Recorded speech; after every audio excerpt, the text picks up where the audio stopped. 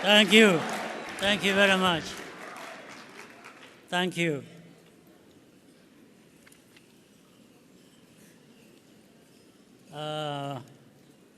Where do I start from?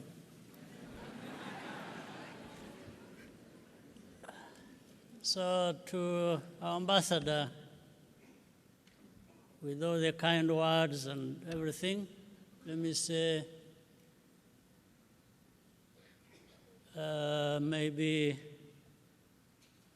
Rwanda got the leadership Rwanda deserved.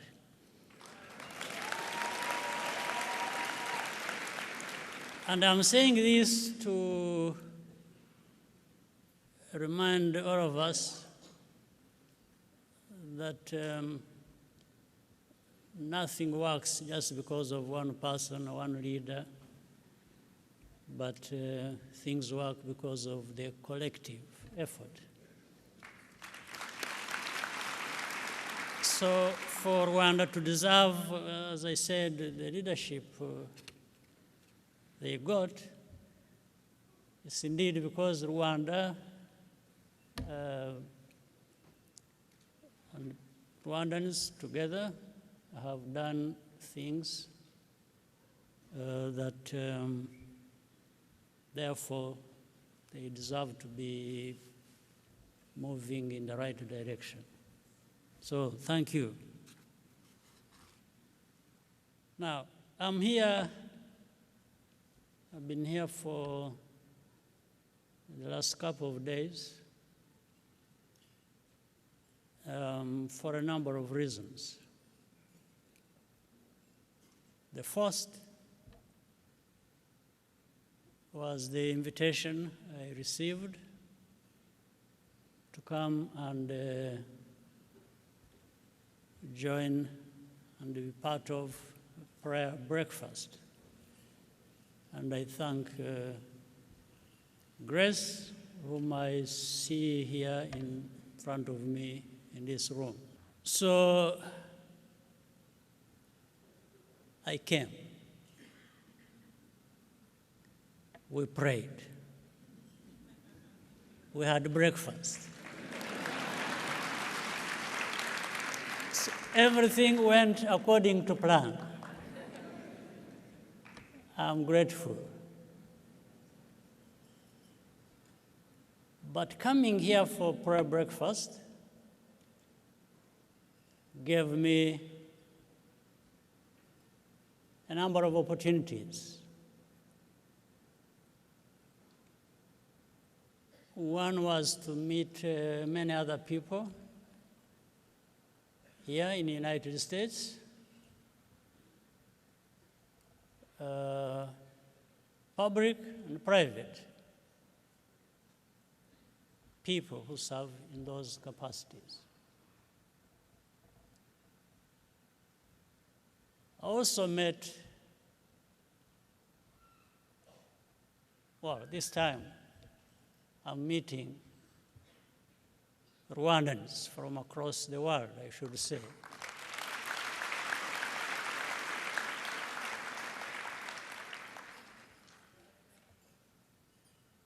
Meeting Rwandans in this sense, Rwanda Day is not just another addition to the program I had. It's a very important part of why I had to come here, even to answer the invitation I received for prayer breakfast. Because I normally, even for just Rwanda Day on its own,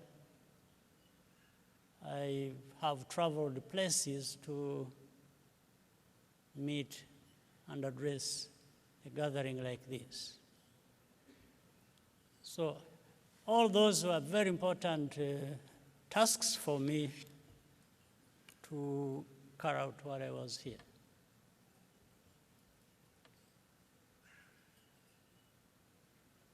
The other part is equally important. I want to take this moment to thank Let me start with Rwandans who have come from all over the world and are here with us, and we are going to have a good conversation. But I want to thank the friends of Rwanda who have not, who are no longer just friends. They have become Rwandans, they've become family, if I will say.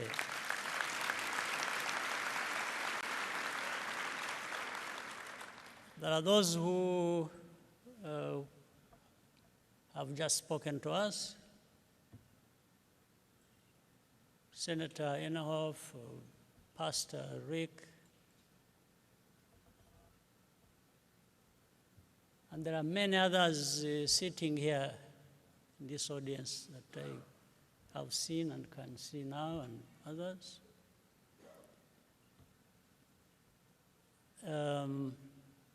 They've become, for the last 30 years, some of them, in actual fact, part of who we have become and who we are. So I wanted to thank you.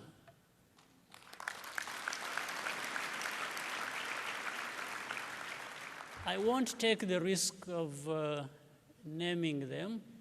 I don't want to leave anyone out of the list that I would wish to spare out.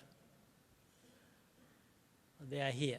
Anyway, that's the most important thing. And I can see them. And I can thank them when they are here.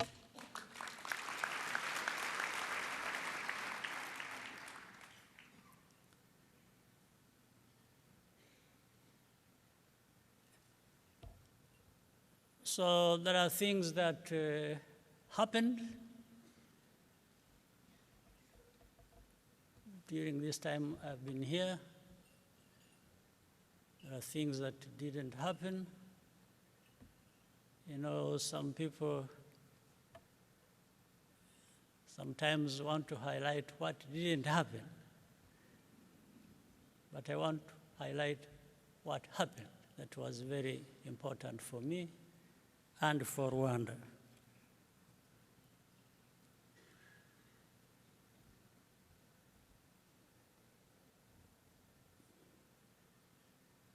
Our journey has been quite long and trying, difficult. But that's the beauty of it, that we are where we are through those difficulties. We have endured,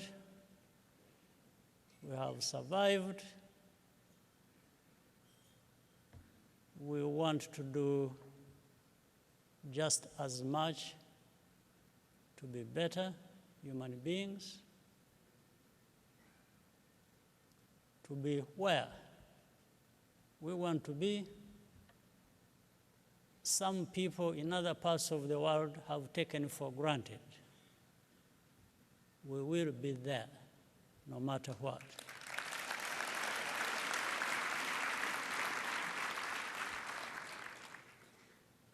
This is what we said from the beginning.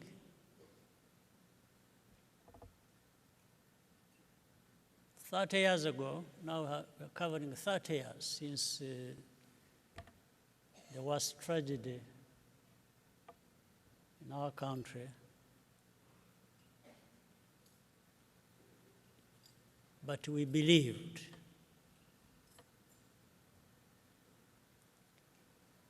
We wanted to live our lives, even so many lost theirs.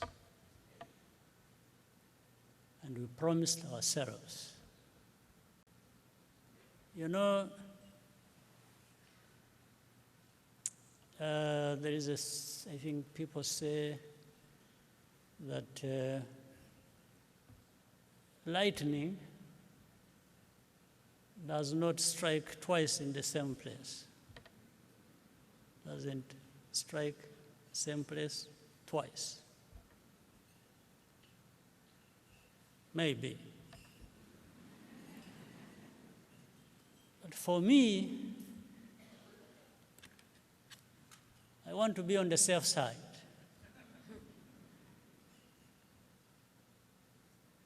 I would rather make sure and prepare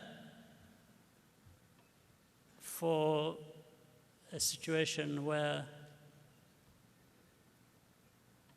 Rwanda, that was struck once badly in '94, will not be struck again.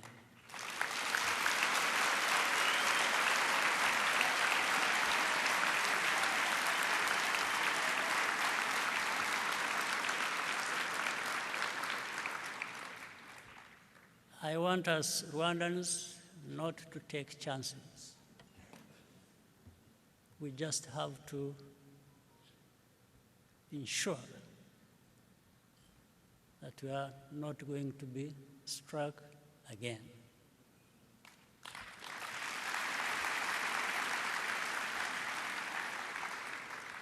And that is possible.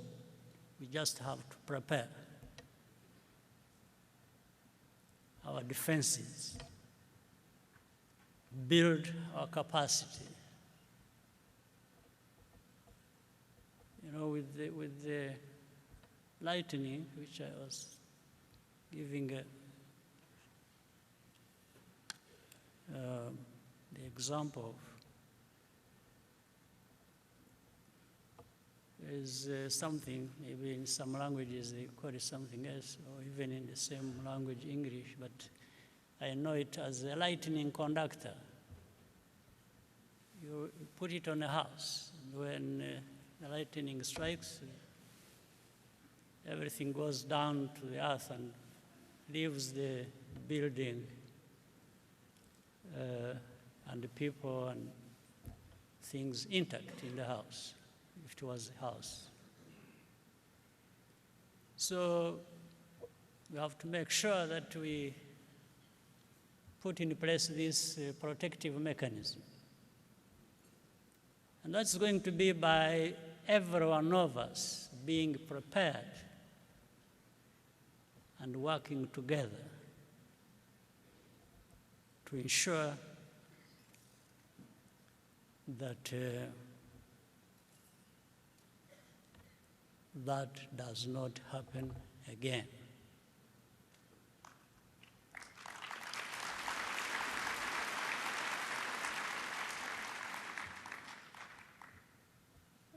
Earlier, the young lady mentioned something, and I quickly, to my mind, I knew where the story came from. Somebody must have let out our conversation, which was a bit private, and I know it must have come from Masai, who I'm seeing in the crowd. What he didn't tell you was that apart from scratching my head, I was busy turning my pockets and wondering where the money is going to come from. But nonetheless, even then I was convinced all that is possible.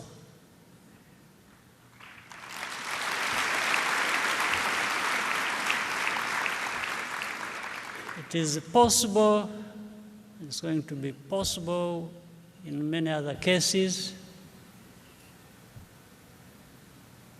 because of what I said earlier, just working hard, preparing ourselves, learning lessons from our past and history, building on that, moving ahead into our future, which must be better than our past.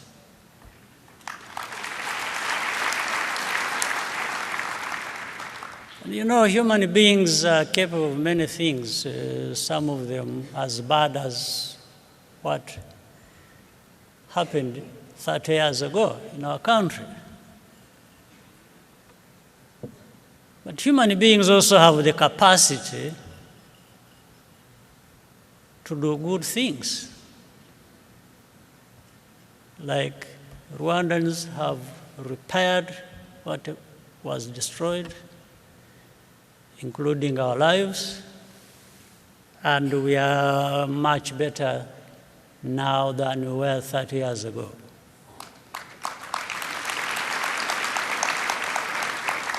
We just have to keep going.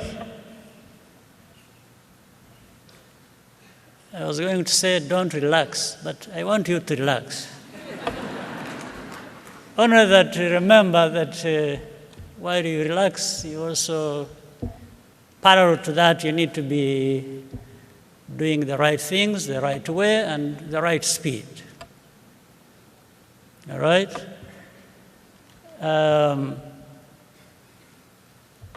I've also heard people say, if you want to go fast, you go alone. If you want to go and reach far, you have to go together. You know, I want us to go together, but I want us to go fast and reach far, both of them. I don't think there is any contradiction. You can go far and fast at the same time. That's what our situation compels us to do, and we must think like that. We must be able to do things and move fast, but we want to go far at the same time. And we really have ourselves either to blame or to thank for succeeding. Nobody else. Don't blame.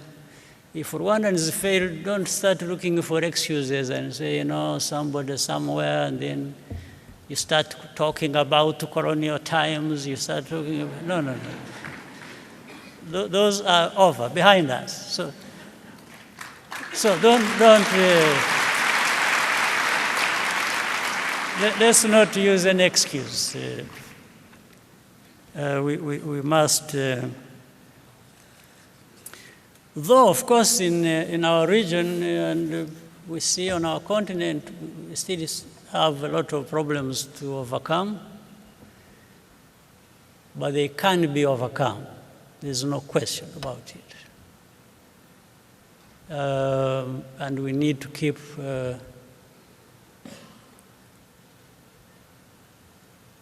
trying to work together, base what we are doing on facts, on truth, on evidence, and measure what we are doing, where we have come from, and where we have reached. And then you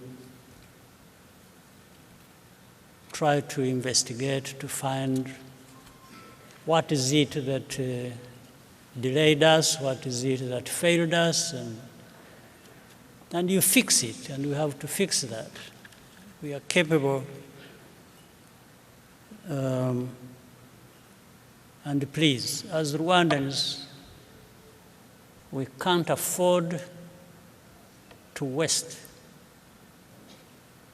the lessons learned from our tragedy. There are so many lessons, including that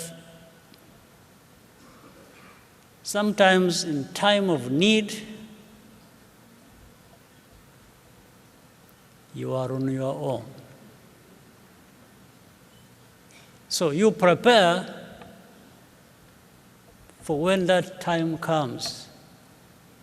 If you were to be left on your own, you can still do something and survive and live and make progress. But that does not preclude working together with others and learning from them and benefit from what they offer. So these are things so for Rwandans who came from different places and friends of Rwanda whom I mentioned too. The reasons for Rwanda Day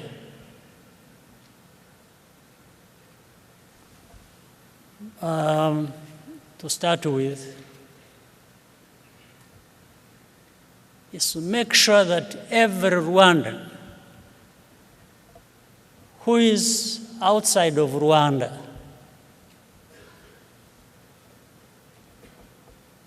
is connected with his or her home wherever they are.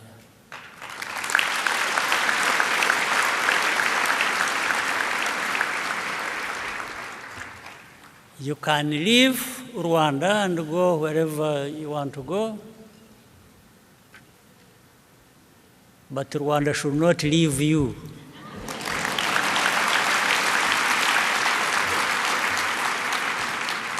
It stays with you.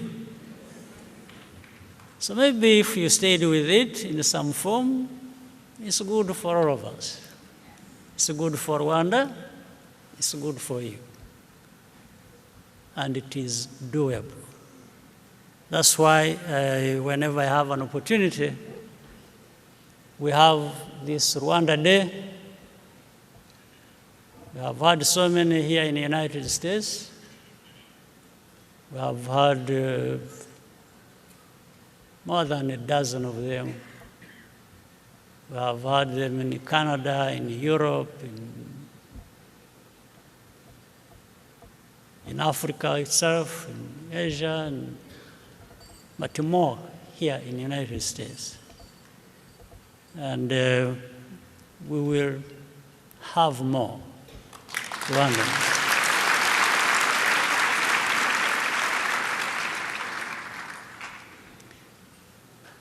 So we are here now 30 years after the tragedy. And I know since '94, many of you are about that age, 30 years, plus, minus, but around that.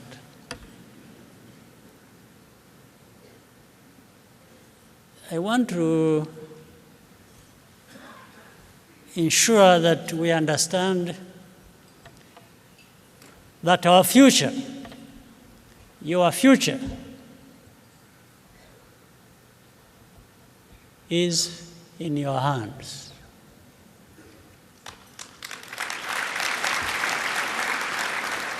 The young people of our country, we want to be able to rely on you, to believe in you, to get a sense that you've been brought up in a manner that is going to be meaningful and to put Rwanda in a place where it deserves to be. It's upon you. Those are choices that you have to make. And I don't see why you wouldn't make those good choices that will enable it to happen as we want it. So those in business, in politics, in philanthropy, in faith organizations and different things, we welcome you. We thank you for many things you're already doing. But we have to be aware there is more to come. There is more expected from all of us. So that's the pleasure of being here and thanking you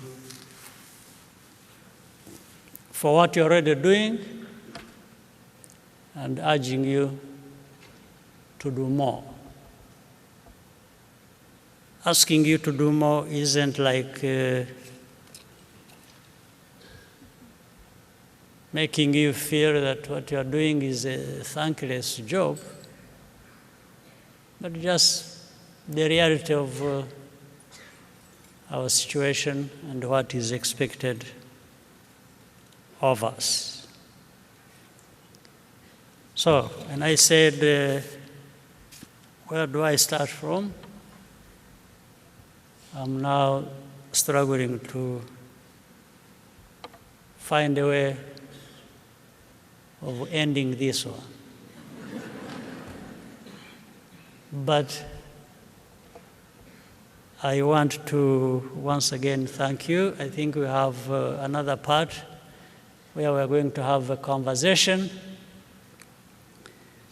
And I hope we all enjoy that part as well. God bless you.